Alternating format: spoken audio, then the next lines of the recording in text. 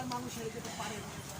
তাই ভাই আপনাদের কাছে একটাই দাবি, নিজ নিজ অবস্থান থেকে দুর্বল করে তোলেন, নিজের পরিবারে দুর্বল করে তোলেন। এই প্রতিজ্ঞা করেন, এক দফা এক দাবি যতদিন পর্যন্ত না মানা হবে আমাদের এই বিদ্রোহ, আমাদের এই বিক্ষোভ থামবে না, থামতে পারে না। আপনারা সবাই ঐক্যবদ্ধ হন। একটু নিজের বিবেককে প্রশ্ন করেন, যে মেয়েটা আজকে ধর্ষিত হলো, আপনার মেয়ে যদি ওখানে থাকতো আপনি কি করতেন? আপনার মা যদি ওখানে থাকতো আপনি কি করতেন? যে ছেলেটার বুক ফুটো করে দেওয়া হলো গুলি দিয়ে, ওইখানে আপনার ছেলে আপনার বাপ থাকলে আপনি কি করতেন? যেই ছেলেটার মাথায় গুলি করে খুলি ভেঙে দেওয়া হলো, আপনার বাবা, আপনার চাচা, আপনি, আপনার ছেলে থাকলে আপনি কি করতেন? একবার কি অনুভব করতে পারেন না? একবার কি বুঝতে পারেন না তাদের মনের কষ্ট? মায়ের হাহাকার কি আপনাদের কানে যায় না? আপনাদের তো মা আছে, আপনাদের কি কষ্ট লাগে না?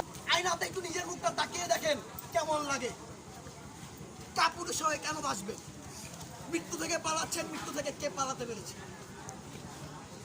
একটা কথা মনে রাখবেন, সবাই যদি রুখে দাঁড়ায় কেউ মরবে না, সবাই যদি পালিয়ে যায় কেউ বাঁচাতে পারবে না।